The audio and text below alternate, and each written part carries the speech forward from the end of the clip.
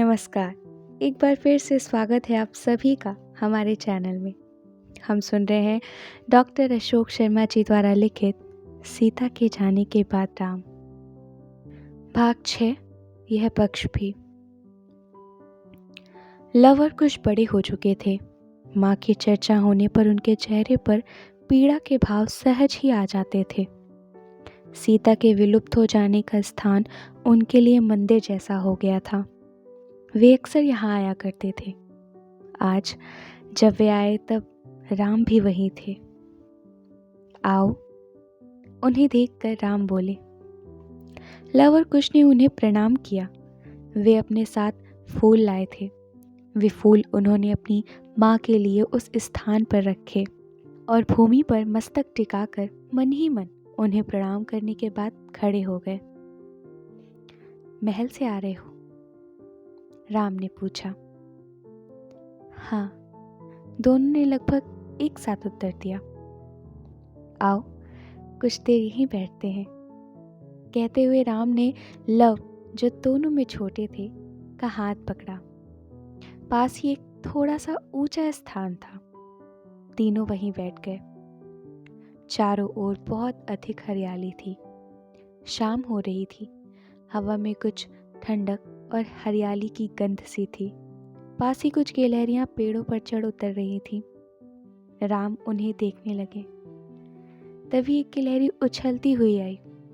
राम के पैरों के पास कुछ ठिठकी और फिर उन्हें छूती दौड़ती हुई निकल गई। ओह, तुम? राम ने कहा। कौन है? कुश ने कहा। और लव और कुश साथ होते थे तो लव अधिकतर शांत ही रहते थे। शायद बड़े भाई के प्रति सम्मान दिखाने का यह उनका तरीका था।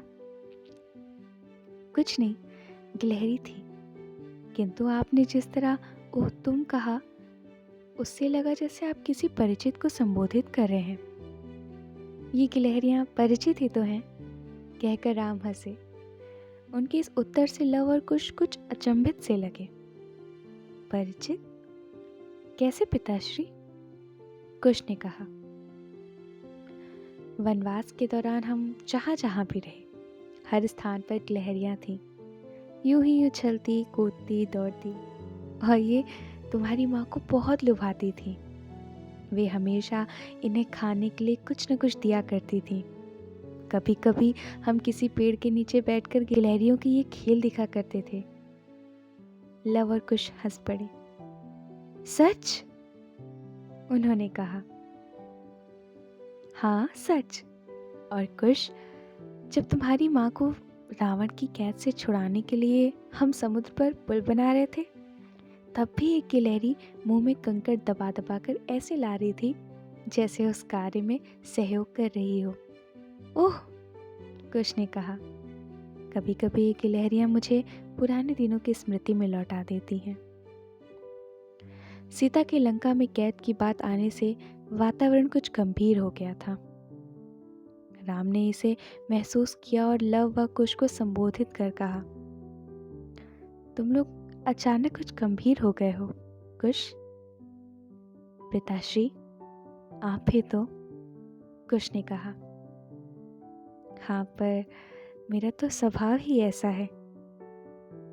माँ कहा करती थी, आप प्रारंभ से ही कुछ गंभीर तो थे, किंतु इतने नहीं।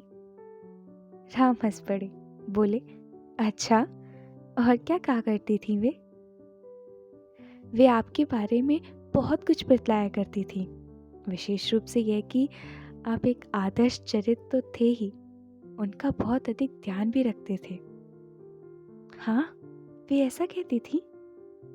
हाँ पिताश्री, आपकी चर्चा करते समय जैसे वे कहीं खो सी जाती थी।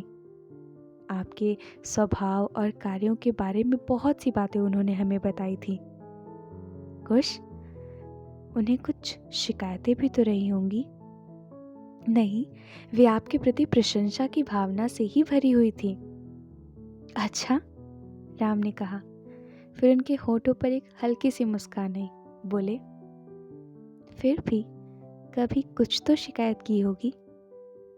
नहीं, कभी भी नहीं, कुश ने कहा। तभी लव, जो चुपचाप सुन रहे थे, शरारत से बोले, करती थी, एक शिकायत थी उन्हें आपसे। थी ना? राम ने कहा। बताओ, तुम बताओ लव, उन्हें मुझसे क्या शिकायत थी?